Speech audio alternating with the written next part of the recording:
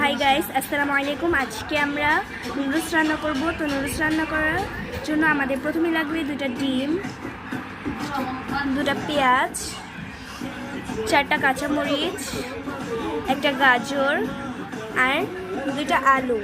আমরা এই কয়টা জিনিস দিয়ে আজকে নুডলসটা রান্না করব। তো প্রথমেই আমরা 2টা পেঁয়াজ কেটে নেব। তো এখন আমরা পেঁয়াজ কেটে নিয়েছি। এখন আমরা 2টা আলু কেটে নিব। এই তো এখন আমি আলুগুলো কেটে ফেলেছি।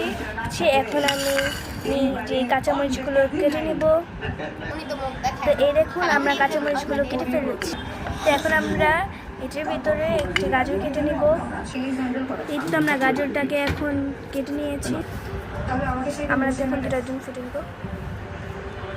আমরা 2টা ডিম ফেটে নিব। ফেটো এই তো আমরা ডিমগুলো এখন ফেটে নিয়েছি। এখন আমরা পরিমাণ মতো লবণ দিয়ে দিব। এখন আমরা এই যে লবণ আর ডিমের এই মিক্সারটাকে এখন আমরা ফেটে নিব। ফেটা হয়ে গিয়েছে। এখন আমরা এটা চুলার পাড়ে নিয়ে যাব। গাইস দেখুন, এখন আমরা এই গাজর এবং আলুগুলো ভালো মতন ধুয়ে এখন আমরা চুলায় বসিয়ে দিয়েছি। দেখুন গাইস, আমরা 5 মিনিটের মতন সিদ্ধ করার পর এখন আমরা এর ভিতরে নুডলসগুলো দিয়ে দিব। গাইস দেখুন, এখন আমরা নুডলসগুলো ছেঁকে নিয়েছি। গাইস দেখুন, আমরা চুলায় তেলটা বসিয়ে দিয়েছি। এখন তেলটা গরম হয়ে গিয়েছে। এখন আমরা পেস্টগুলোকে দিয়ে দিব, সাথে কাঁচামরিচ। আমরা পেঁয়াজের সাথে কাঁচামরিচগুলো একসাথে ঢেলে দিব।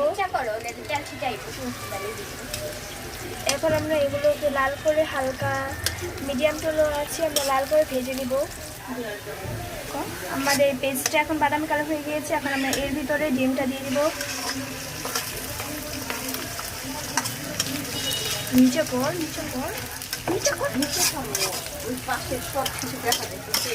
এখন আমরা এটাকে এইভাবে করে কেটে ভেজে নেব।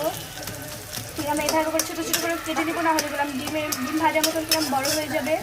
আপনারা এই ডিমটা খেয়াল করবেন, জাস্ট এইভাবে করে কেটে দেবেন। দেখতে পাচ্ছেন, এখন আমরা কেটে এরকম করে ছোটো ছোটো করে ডিমগুলো নিয়ে নিয়েছি। এবার আমরা একটা ম্যাগি মশলাকে অর্ধেক দিয়ে দিব। আমরা অর্ধেক ম্যাগি মশলা দিয়ে দিব। ব্যাস হয়ে গেছে। আমরা একটু অর্ধেক করে ম্যাগি মশলা দিয়ে দেবো। বন্ধ কর।